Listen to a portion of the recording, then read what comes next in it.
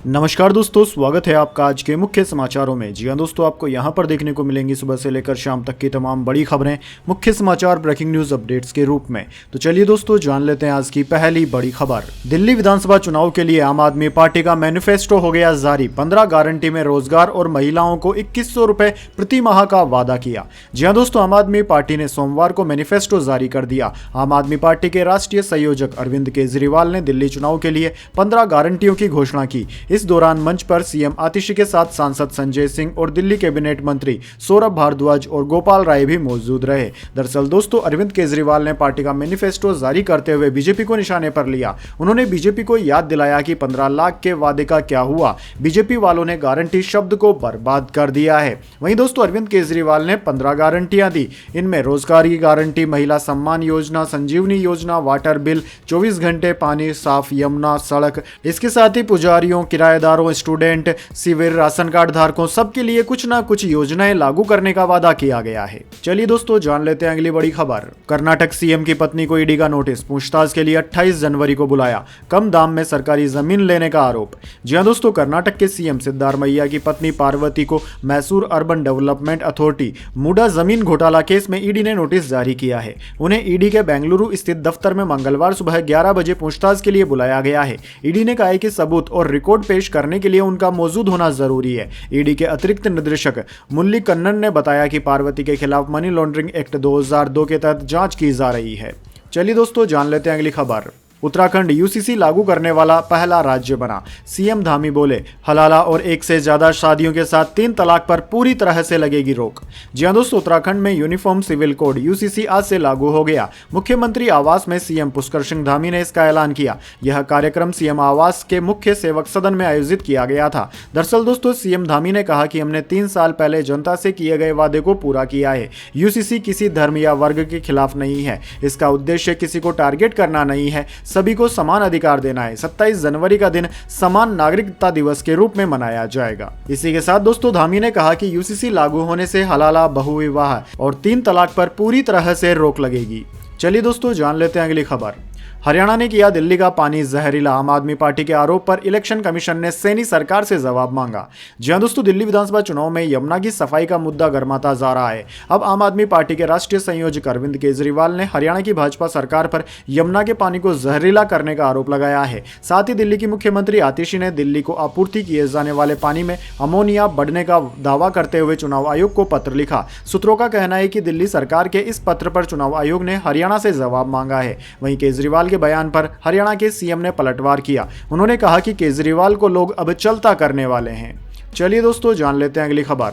महाकुंभ में धर्म संसद का अखाड़ों ने कर दिया बायकॉट। देवकी नंदन बोले, पाकिस्तान और बांग्लादेश में हिंदू बोर्ड नहीं तो फिर हिंदुस्तान में वक्फ बोर्ड क्या कर रहा है। जी हां दोस्तों, महाकुंभ में धर्म संसद चल रही है। इसमें सनातन बोर्ड के गठन का ऐलान होगा। धर्म संसद का अखाड़ों ने बायकॉट कर दिया। 13 प्रमुख अखाड़ों में से ज्यादातर मौजूद नहीं है। खुद अखिल भारतीय अखाड़ा परिषद के अध्यक्ष रविंद्र पुरी महाराज भी नहीं पहुंचे हैं। साधु संतों की मौजूदगी में देवकी नंदन ठाकुर ने कहा कि बहुत सह लिया, अब न सहेंगे, अपना हक लेकर रहेंगे। उन्होंने कहा कि पाकिस्तान छोड़कर हिंदू आए, अब उनकी जगह कहां गई। पाकिस्तान और बांग्लादेश में हिंदू बोर्ड क्यों नहीं है? इन देशों में हिंदू बोर्ड नहीं है तो हिंदुस्तान में वक्फ बोर्ड क्या कर रहा है। चलिए दोस्तों, जान लेते हैं अगली खबर। सुप्रीम कोर्ट बोला, देश में सांपों के एंटी वेनम की कमी। दुनिया में सालाना 58,000 मौतें। केंद्र राज्यों से बात करे, यह मुकदमेबाजी का मसला नहीं है। जी हां दोस्तों, सुप्रीम कोर्ट ने सांपों के काटने से मौतों में बढ़ोतरी पर सोमवार को केंद्र सरकार से जरूरी उपाय करने को कहा है। कोर्ट ने कहा है कि सरकार राज्यों के साथ मिलकर सांप काटने के बाद सही इलाज उपलब्ध कराने के लिए कुछ करे।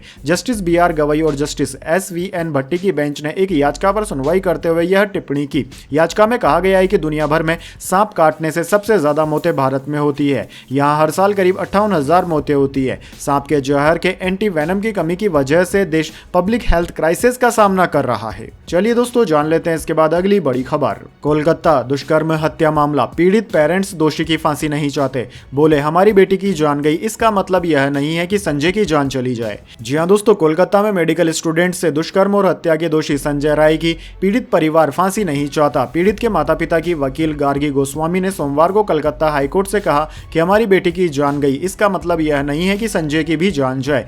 सियालदह कोर्ट ने संजय राय को 20 जनवरी को उम्र कैद यानी कि मरते दम तक जेल की सजा सुनाई थी और 50,000 रुपए का जुर्माना भी लगाया था। पश्चिम बंगाल सरकार और सीबीआई ने सेशन कोर्ट के फैसले के खिलाफ हाईकोर्ट से फांसी की सजा देने की मांग की है। चलिए दोस्तों, जान लेते हैं अगली बड़ी खबर। महाराष्ट्र के सोलापुर में जीबी सिंड्रोम से पहली मौत, 101 एक्टिव मरीज, इनमें 19 बच्चे, इलाज महंगा, एक इंजेक्शन की कीमत 20,000 रुपए। जी हां दोस्तों, महाराष्ट्र के सोलापुर में गुइलेन बेरे सिंड्रोम यानी कि जीबीएस से पहली मौत की बात सामने आई है। हालांकि इसकी आधिकारिक पुष्टि नहीं हुई है। स्वास्थ्य विभाग ने बताया कि शख्स पुणे में काम करता था और अपने घर सोलापुर गया हुआ था। उसके गुइलेन बेरे सिंड्रोम से पीड़ित होने का संदेह था। महाराष्ट्र स्वास्थ्य विभाग के मुताबिक 26 जनवरी तक जीबीएस के 101 एक्टिव मरीज हैं। इनमें पुणे से 81 मरीज, पिंपरी चिंचवाड़ से 14 और 6 मरीज अन्य जिलों से हैं। इनमें 68 पुरुष और 33 महिलाएं मरीज हैं। दोस्तों आपको बता दें, जीबीएस के मामले में महाराष्ट्र सरकार की मदद के लिए केंद्र सरकार ने हाई लेवल की स्पेशलिस्ट टीम भेजी है। एजेंसी के मुताबिक स्वास्थ्य मंत्रालय ने 7 सदस्य वाली टीम भेजी है। दोस्तों आपको बता दें, इस बीमारी के कारण हाथ पैर अचानक कमजोर पड़ जाते हैं, उठना बैठना तक मुश्किल हो जाता है। जीबीएस आमतौर पर मेडिकेशन से ठीक हो जाता है। 2 से 3 हफ्तों में मरीज भीतर बिना सपोर्ट के चलने फिरने लगता है। चलिए दोस्तों, जान लेते हैं अगली बड़ी खबर। राजस्थान में तापमान -0.5 डिग्री पहुंचा, पानी जमा। हिमाचल प्रदेश पंजाब में कोल्ड वेव, एमपी में रात में ठंड बढ़ी।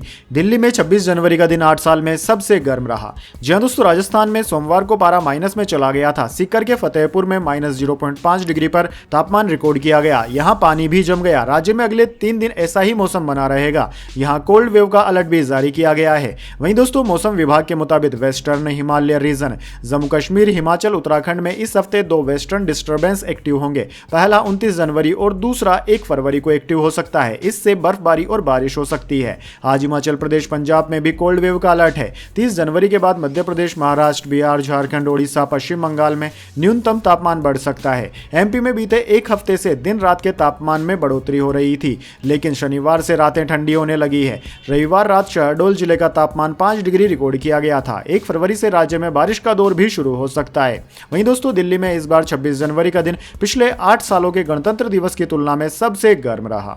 चलिए दोस्तों, जान लेते हैं अगली खबर। वक्फ संशोधन विधेयक को जेपीसी की मंजूरी, सत्ता पक्ष के 14 संशोधन पारित, विपक्ष के सुझाव खारिज। जी हां दोस्तों, वक्फ संशोधन विधेयक पर संयुक्त संसदीय समिति जेपीसी की सोमवार को बैठक हुई। बैठक में 44 संशोधनों पर चर्चा की गई। बीजेपी की अगुवाई में एनडीए सांसदों के संशोधनों को स्वीकार कर लिया गया, जबकि विपक्ष के संशोधनों को सिरे से खारिज कर दिया गया। संसदीय समिति की अगुवाई कर रहे बीजेपी सांसद जगदम्बिका पाल ने कहा कि एनडीए सांसदों की ओर से पेश किए गए 14 संशोधनों को स्वीकार कर लिया गया है, जबकि विपक्ष की ओर से पेश किए गए सभी संशोधनों को खारिज कर दिया गया। समिति की ओर से प्रस्तावित एक प्रमुख संशोधन यह था कि वक्फ बाय यूजर के आधार पर मौजूदा वक्फ संपत्तियों पर सवाल नहीं उठाए जा सकते। चलिए दोस्तों, जान लेते हैं अगली खबर। Bumrah ICC test player of the year बने। बॉर्डर गावस्कर ट्रॉफी में 32 विकेट लिए थे। मंधाना ने तीसरी बार जीता women's one day player of the year.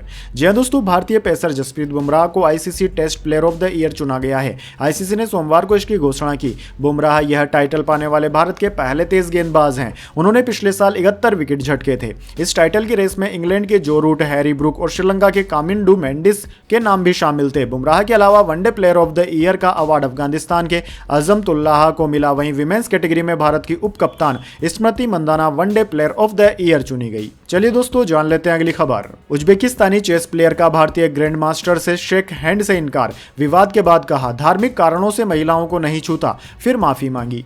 जी हां दोस्तों, उज्बेकिस्तान के ग्रैंड मास्टर नोदिरबेक ने टाटा स्टील शतरंज टूर्नामेंट में एक मैच से पहले भारतीय ग्रैंड मास्टर आर वैशाली से हैंडशेक करने से इनकार कर दिया। हालांकि विवाद बढ़ने पर उज्बेकिस्तानी खिलाड़ी ने माफी मांग ली। उन्होंने कहा कि मैंने ऐसा धार्मिक कारणों की वजह से किया है, मेरा इरादा उन्हें अपमानित करने का नहीं था। चलिए दोस्तों जान लेते हैं अगली खबर। सरकार ने सेबी चीफ के लिए आवेदन मांगे, मौजूदा प्रमुख माधवी पुरी बुच 28 फरवरी को रिटायर हो रही। विवादों में रहा था पहली महिला चीफ का कार्यकाल। जी हां दोस्तों, stock market regulator security and exchange board of India SEBI की चीफ माधवी पुरी बुच का कार्यकाल अगले महीने समाप्त हो रहा है। ऐसे में वित्त मंत्रालय ने नए चेयरमैन की नियुक्ति के लिए एप्लीकेशंस की मांग की है। बुच का कार्यकाल 3 साल का था। उन्होंने 2 मार्च 2022 को अजय त्यागी की जगह ली थी। बुच 2017 से 2022 तक सेबी में होल टाइम मेंबर थी। माधवी पुरी बुच अपने सख्त स्वभाव के लिए जानी जाती है। चलिए दोस्तों जान लेते हैं अगली बड़ी खबर। 15 महीने बाद उत्तरी गाजा में लौट रहे फिलिस्तीनी, इजराइल ने दे दी इजाजत। अक्टूबर 2023 में 10 लाख लोगों ने इलाका खाली किया था। जी हां दोस्तों, इजराइल ने 15 महीने बाद हजारों फिलिस्तीनियों को गाजा के उत्तरी इलाकों में लौटने की अनुमति दे दी है। इसके बाद से हजारों लोग अपने घरों की तरफ लौटने लगे हैं। सीज फायर डील के तहत यह तय हुआ था कि इजराइल 25 जनवरी से उत्तरी गाजा में फिलिस्तीनी लोगों को लौटने की अनुमति देगा। हालांकि इजराइल हमास के बीच विवाद की वजह से इनमें 2 दिन की देरी हो गई। दरअसल इजराइल का आरोप था कि हमास ने आखिरी वक्त पर एक बंधक को रिहा नहीं किया। चलिए दोस्तों जान लेते हैं अगली खबर। अयोध्या में 20 लाख राम भक्त, भीड़ में फंसकर 2 की मौत। अफसरों के छूटे पसीने, बाराबंकी में लोग रोके जा रहे। 15 लाख श्रद्धालु काशी पहुंचे। जी हां दोस्तों, अयोध्या में श्रद्धालुओं की भारी भीड़ उमड़ रही है। सोमवार को करीब 20 लाख श्रद्धालु हनुमानगढ़ी और रामलला के दर्शन करने पहुंचे। राम मंदिर के आसपास हर गली हर चौराहा राम भक्तों से पट गया। जिधर देखो लोगों का हुजूम नजर आ रहा है। कल मौनी अमावस्या को देखते हुए यह भीड़ और भी बढ़ सकती है। दरअसल दोस्तों, दोपहर करीब 12 बजे रामलला के दर्शनार्थियों की कतार में एक महिला गिर पड़ी। पुलिस उन्हें अस्पताल लेकर गई, मगर उनकी सांसें थम चुकी थी। पुलिस के मुताबिक महिला की मौत हार्ट अटैक की वजह से हुई। ऐसा भीड़ की वजह से भी हो सकता है। चलिए दोस्तों जान लेते हैं अगली खबर। ट्रंप की टैरिफ धमकी के बाद पलटा कोलंबिया, अवैध प्रवासियों को लेने प्लेन भेजेगा। ट्रंप ने 25% टैरिफ लगाया। जी हां दोस्तों, कोलंबिया ने अमेरिका से निकाले गए अवैध अप्रवासियों को देश में लाने का फैसला किया है। कोलंबियाई राष्ट्रपति ने रविवार रात को कहा कि वे अपने नागरिकों को वापस लाने के लिए सेंट्रल अमेरिकी देश होंडुरास में प्लेन भेजेंगे। इससे पहले दोस्तों, कोलंबिया ने अवैध अप्रवासियों को लेकर आ रहे 2 अमेरिकी प्लेनों को, सैन्य विमानों को देश में लैंड नहीं होने दिया था। इसके बाद कोलंबिया के इस रवैये से अमेरिका नाराज हो गया। इसके बाद राष्ट्रपति डोनाल्ड ट्रंप ने रविवार को कोलंबिया के खिलाफ 25% टैरिफ और प्रतिबंध लगाने का ऐलान कर दिया था। साथ ही उन्होंने अगले हफ्ते से 50% टैरिफ लगाने की धमकी भी दी थी। चलिए दोस्तों जान लेते हैं अगली बड़ी खबर। रोहित शर्मा ने बीसीसीआई से की सुनील गावस्कर की शिकायत, खराब प्रदर्शन की वजह भी बताई। जी हां दोस्तों, आपने बिल्कुल सही सुना। दरअसल दोस्तों, भारतीय क्रिकेट से जुड़ी एक हैरान खबर करने वाली खबर सामने आई है। दरअसल यह एक ऐसी रिपोर्ट है जिससे सभी को हैरानी में डाल दिया है। दरअसल भारत के टेस्ट और वनडे कप्तान रोहित शर्मा ने पूर्व भारतीय दिग्गज सुनील गावस्कर की बीसीसीआई से शिकायत की है। एक रिपोर्ट में इसका खुलासा भी हुआ है। दोस्तों, क्रिक ब्लॉगर की एक रिपोर्ट में कहा गया है कि रोहित शर्मा ने सुनील गावस्कर के खिलाफ बीसीसीआई से शिकायत की है। रिपोर्ट में बताया गया है कि रोहित गावस्कर की आलोचना से परेशान हो गए थे। उन्होंने शिकायत में कहा कि बाहरी दबाव ने उनके प्रदर्शन को भी प्रभावित किया। बीसीसीआई के शीर्ष अधिकारियों के साथ बैठक में रोहित ने गावस्कर की नेगेटिव टिप्पणियों की शिकायत की। चलिए दोस्तों जान लेते हैं इसके बाद अगली बड़ी खबर। लेकिन उससे पहले मेरी आपसे एक छोटी सी रिक्वेस्ट है, अगर दोस्तों आपको अभी तक हमारी न्यूज़ पसंद आई है तो एक छोटा सा लाइक जरूर दे दीजिए, और अगर आपको पसंद नहीं आई है तो बेशक आप डिसलाइक भी कर सकते हैं। लेकिन दोस्तों लाइक और डिसलाइक जरूर कीजिए, क्योंकि दोस्तों यही हमारी मेहनत का फल होता है और इसी से हमें पता चलता है कि आपको हमारी वीडियोस पसंद आ रही है या नहीं। तो चलिए दोस्तों जान लेते हैं अगली बड़ी खबर। सेंसेक्स 824 अंक गिरकर 75,366 पर बंद हुआ। निफ्टी में भी 263 अंकों की रही गिरावट। आईटी और एनर्जी शेयर्स फिसले। जी हां दोस्तों, सप्ताह के पहले कारोबारी दिन सेंसेक्स 824 अंक की गिरावट के साथ 75,366 पर बंद हुआ। वहीं निफ्टी में भी 263 अंकों की गिरावट रही। यह 22,829 के स्तर पर बंद हुआ। वहीं दोस्तों सेंसेक्स के 30 शेयरों में से 23 में गिरावट और 7 में बढ़त देखने को मिली है। आईटी, एनर्जी और मेटल शेयर्स में सबसे ज्यादा गिरावट देखने को मिली। वहीं ऑटो शेयर्स में मजबूती रही। बात करें दोस्तों निफ्टी 50 के टॉप गेनर और टॉप लूजर स्टॉक्स की, तो दोस्तों आज के मार्केट में निफ्टी 50 के टॉप गेनर्स में ब्रिटानिया, आईसीआईसीआई बैंक और महिंद्रा एंड महिंद्रा रहे, जबकि निफ्टी 50 के टॉप लूजर्स में एचसीएल, टेक महिंद्रा और विप्रो रहे। चलिए दोस्तों जान लेते हैं अगली बड़ी खबर। आज सोने में बढ़त, चांदी में रही गिरावट। सोना 49 रुपए चढ़कर 80,397 रुपए पर पहुंचा। चांदी 90,274 रुपए प्रति किलोग्राम पर बिक रही। जी हां दोस्तों, सोने के दाम में आज मामूली बढ़त देखने को मिली है। Indian Boolean and jeweller association की वेबसाइट के अनुसार 10 ग्राम 24 कैरेट सोने का भाव 49 रुपए बढ़कर 80,397 रुपए का हो गया। इससे पहले सोना 80,348 रुपए प्रति 10 ग्राम पर था। बात करें 18 कैरेट सोने की, तो 18 कैरेट सोना 60,298 और 22 कैरेट सोना 73,644 रुपए प्रति 10 ग्राम के भाव पर बिक रहा है। वहीं दूसरी ओर चांदी की बात करें तो दोस्तों आज चांदी की कीमत में गिरावट रही। आज चांदी 937 रुपए गिरकर 90,274 रुपए प्रति किलोग्राम पर आ गई है। चलिए दोस्तों जान लेते हैं अगली खबर। कोल्ड प्ले कॉन्सर्ट में गूंजा वंदे मातरम। क्रिस मॉर्टिन ने बुमराह के लिए गाना गाया, बोले इंग्लैंड के विकेट लेते हैं तो अच्छा नहीं लगता। जी हां दोस्तों, कोल्ड प्ले बैंड का रविवार को अहमदाबाद में फाइनल कॉन्सर्ट हुआ। इस दौरान बैंड के फ्रंट मैन क्रिस मार्टिन ने वंदे मातरम और मां तुझे सलाम गाकर 76वें गणतंत्र दिवस की बधाई दी। इसके बाद उन्होंने कॉन्सर्ट खत्म किया। क्रिकेटर जसप्रीत बुमराह भी अहमदाबाद के नरेंद्र मोदी स्टेडियम में चल रहे कॉन्सर्ट में पहुंचे। क्रिस मार्टिन ने बुमराह के लिए गाना भी गाया। क्रिस ने कहा कि जसप्रीत मेरे खूबसूरत भाई, क्रिकेट के सबसे बेस्ट बॉलर, तुम जब इंग्लैंड के खिलाफ विकेट लेते हो तो यह देखकर हमें मजा नहीं आता है। चलिए दोस्तों, जान लेते हैं अगली बड़ी खबर। देवेंद्र फडणवीस बोले सैफ अली खान केस में मीडिया कंफ्यूजन क्रिएट कर रहा, जो बातें बोली नहीं गई वो दिखाई जा रही, पुलिस जल्द प्रेस कॉन्फ्रेंस करेगी। जी हां दोस्तों, महाराष्ट्र के सीएम देवेंद्र फडणवीस ने सोमवार को कहा कि सैफ अली खान केस में जो बातें पुलिस ने कही भी नहीं है, उन बातों को बताकर मीडिया कंफ्यूजन क्रिएट कर रहा है। पुलिस की जांच सही दिशा में आगे बढ़ रही है, जल्द ही इसका रिजल्ट भी सामने आ जाएगा। दरअसल दोस्तों, फडणवीस ने कहा कि मैंने मुंबई पुलिस कमिश्नर से भी कहा है कि आज या कल में मीडिया को केस की पूरी जानकारी दे दी जाए। चलिए दोस्तों, जान लेते हैं अगली खबर। बड़ा दावा, बांग्लादेशी सेना में तख्ता पलट की साजिश, कट्टरपंथी अफसरों का भारत समर्थक आर्मी चीफ को हटाने का प्लान, इसमें पाकिस्तान भी शामिल। जी हां दोस्तों, बांग्लादेश में पूर्व प्रधानमंत्री शेख हसीना के बाद अब वर्तमान सेना प्रमुख जनरल वकार उज़-जमान के तख्ता पलट की भी साजिश रची जा रही है। इकोनॉमिक टाइम्स के मुताबिक बांग्लादेशी सेना के लेफ्टिनेंट जनरल मोहम्मद फैजुर रहमान सेना की बागडोर संभालने की तैयारियों में जुटे हुए हैं। इस साजिश में कई कट्टरपंथी अफसर भी शामिल है। फैजुर रहमान ने पिछले हफ्ते ढाका में पाकिस्तान की सीक्रेट एजेंसी आईएसआई के प्रमुख और उसके प्रतिनिधिमंडल से बातचीत की थी। इसके साथ ही वो बांग्लादेश की खुफिया एजेंसी डीजीएफआई से समर्थन जुटाने की कोशिश कर सकते हैं। वकार उस जमान को पूर्व प्रधानमंत्री शेख हसीना और भारत का समर्थक माना जाता है। चलिए दोस्तों, जान लेते हैं अगली खबर। सोनू निगम ने पद्म पुरस्कार पर सवाल उठाया, बोले किशोर कुमार को अब तक नहीं मिला अवार्ड, अलका सुनिधि, श्रेया घोषाल भी इसकी हकदार है। जी हां दोस्तों, 25 जनवरी को केंद्र सरकार ने पद्म अवार्ड्स विनर्स की घोषणा की थी। इसमें म्यूजिक की दुनिया के भी कई चेहरों के नाम शामिल है। गायक सोनू निगम ने अब इस पर सवाल उठाया है। दरअसल दोस्तों, सोनू निगम ने इंस्टाग्राम पर वीडियो पोस्ट करके अपनी नाराजगी जाहिर की। उन्होंने इस वीडियो को कैप्शन दिया है कि भारत और इसके लंबित पद्म पुरस्कार। वीडियो में सोनू कहते हैं कि दो ऐसे गायक जिन्होंने पूरी दुनिया के सिंगर्स को इंस्पायर किया, एक को तो हमने पद्मश्री पर ही समेट दिया, वो है मोहम्मद रफी साहब। एक हैं जिन्हें पद्मश्री भी नसीब नहीं हुआ, किशोर कुमार जी, मरणोपरांत अवार्ड मिल रहा है ना। सोनू अपनी बातों को आगे बढ़ाते हुए कहते हैं कि और जो है भी उनमें से अलका याग्निक जी का करियर इतना लंबा और कमाल का रहा, उन्हें भी कुछ नहीं मिला। श्रेया घोषाल बहुत समय से अपनी कला का लोहा मनवा रही है। सुनिधि चौहान ने अपनी अलग सी आवाज से पूरी जनरेशन को इंस्पायर किया है, इन्हें भी अवार्ड नहीं मिला है। चलिए दोस्तों, जान लेते हैं अगली बड़ी खबर। हरियाणा में बिजनेसमैन से 70 लाख की ठगी, शेयर बाजार में पैसा 3 गुना करने का झांसा दिया, रकम वापसी मांगी तो फोन बंद कर दिया। जी हां दोस्तों, हरियाणा के पानीपत में शेयर मार्केट से मुनाफा दिलाने के नाम पर एक बिजनेसमैन से 70 लाख रुपए ठग लिए गए। ठगी करने वाले एक कंपनी के रिसेप्शनिस्ट ने खुद से बिजनेसमैन को व्हाट्सएप मैसेज किया और खुद को एक कंपनी से एसोसिएट बताया। उसने दावा किया कि यह कंपनी शेयर मार्केट में इन्वेस्टमेंट कराने की एक्सपर्ट है। उद्यमी ने बातों में आकर शेयर मार्केट के बारे में सीखने और इन्वेस्टमेंट करने में दिलचस्पी दिखाई। इसके बाद उद्यमी को एक ग्रुप में जोड़ा गया, जहां उसे कुछ दिनों में पैसे 3 गुना करने का लालच दिया गया। कंपनी की ओर से उक्त रिसेप्शनिस्ट ने 47 दिन में उद्योगपति से शेयर बाजार में इन्वेस्टमेंट कराने के नाम पर अलग अलग खातों में 70 लाख रुपए डलवाए। इसके बाद जब उद्यमी को शक हुआ तो उसने पैसे वापस मांगे। इस पर रिसेप्शनिस्ट ने अपना फोन बंद कर दिया। अब पीड़ित ने इस बारे में पानीपत के साइबर क्राइम थाने में एफआईआर दर्ज करवा दी है। चलिए दोस्तों, जान लेते हैं अगली बड़ी खबर। 50 राउंड फायरिंग करने वाले पूर्व विधायक चैंपियन हुए अरेस्ट। सोशल मीडिया पर बहस के बाद विधायक ऑफिस पहुंचे थे, हाथ में तमंचा लेकर सड़क पर घूमे थे।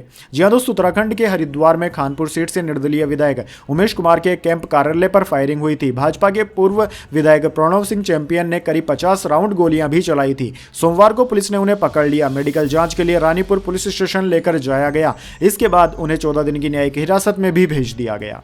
चलिए दोस्तों, जान लेते हैं अगली बड़ी खबर। 100 जन्मों के बाद भी स्वर्ग नहीं जा पाएंगे, महाकुंभ पर बयान देकर घिरे मल्लिकार्जुन खड़गे, भाजपा ने बोला हमला। जी हां दोस्तों, कांग्रेस अध्यक्ष मल्लिकार्जुन खड़गे ने महाकुंभ को लेकर ऐसा बयान दे दिया है कि जिस पर सियासी हंगामा मच गया। दरअसल दोस्तों उनके निशाने पर केंद्रीय मंत्री अमित शाह थे, लेकिन भाजपा ने इसे आस्था पर हमला करार देते हुए कांग्रेस को सनातन विरोधी बता दिया। दरअसल दोस्तों, मल्लिकार्जुन खड़गे ने सोमवार को केंद्रीय गृह मंत्री अमित शाह पर निशाना साधते हुए विवाद खड़ा कर दिया। उन्होंने कहा कि प्रयागराज के संगम में में पवित्र स्नान करने के बाद भी अमित शाह 100 जन्मों के बाद भी स्वर्ग नहीं जा पाएंगे। इस टिप्पणी पर कड़ी प्रतिक्रिया देते हुए बीजेपी ने कांग्रेस को हिंदू विरोधी करार दिया और पूछा कि क्या कांग्रेस अन्य धार्मिक भावनाओं का भी उसी तरह अपमान कर सकती है जैसे वह वर्षों से सनातन धर्म का अपमान करती आ रही है। चलिए दोस्तों जान लेते हैं अगली बड़ी खबर। चंडीगढ़ मेयर चुनाव का रास्ता साफ, 30 जनवरी को होगी वोटिंग। सुप्रीम कोर्ट में आम आदमी पार्टी की शो ऑफ हैंड्स की मांग खारिज। जी हां दोस्तों, चंडीगढ़ में 30 जनवरी को होने वाले मेयर चुनाव का रास्ता साफ हो गया है। सुप्रीम कोर्ट ने इस चुनाव की निगरानी के लिए पंजाब और हरियाणा हाईकोर्ट की रिटायर्ड जज जस्टिस जयश्री ठाकुर को पर्यवेक्षक नियुक्त किया है। दरअसल दोस्तों, जस्टिस सूर्यकांत और एन कोटेश्वर सिंह की बेंच ने आदेश दिया कि पूरा चुनावी प्रक्रिया स्वतंत्र पर्यवेक्षक की उपस्थिति में और वीडियो रिकॉर्डिंग के साथ आयोजित की जाएगी। पीठ ने यह भी निर्देश दिया कि चंडीगढ़ प्रशासन स्वतंत्र पर्यवेक्षक को मानदेय प्रदान करेगा। वहीं दोस्तों आपको बता दें, चंडीगढ़ के मेयर कुलदीप कुमार ने सुप्रीम कोर्ट में याचिका को दायर कर चुनाव प्रक्रिया को निष्पक्ष बनाने के लिए गुप्त मतदान की बजाय हाथ उठाने की प्रक्रिया अपनाने की मांग की थी। हालांकि पीठ ने इस मांग को खारिज करते हुए कहा कि वह इस मुद्दे पर उच्च न्यायालय के दृष्टिकोण में हस्तक्षेप नहीं करेगी। तो दोस्तों यह थी आज की तमाम बड़ी खबरें। इसके बाद दोस्तों बारी आती है आज के माइंड क्विज क्वेश्चन की। जी हां दोस्तों, एक आसान से सवाल का जवाब देकर आप जीत सकते हैं एक सरप्राइज गिफ्ट हमारे यूट्यूब चैनल की ओर से। तो दोस्तों आज का सवाल आपकी स्क्रीन पर आ चुका है। भारत का राष्ट्रीय पुष्प क्या है? जी हां दोस्तों, अगर आप जानते हैं भारत के नेशनल फ्लावर का नाम तो जल्दी से कमेंट बॉक्स में लिख दीजिए। अगर दोस्तों आपका जवाब होता है एकदम सही और आप चुन जाते हैं लकी विजेता के रूप में, तो आपको मिल सकता है एक सरप्राइज गिफ्ट हमारे यूट्यूब चैनल की ओर से। तो दोस्तों जल्दी से अपना उत्तर कमेंट बॉक्स में लिख दीजिए, वीडियो को लाइक कर लीजिए और चैनल को सब्सक्राइब कर बेल आइकन भी दबा लीजिए। धन्यवाद। वंदे मातरम। जय हिंद, जय भारत।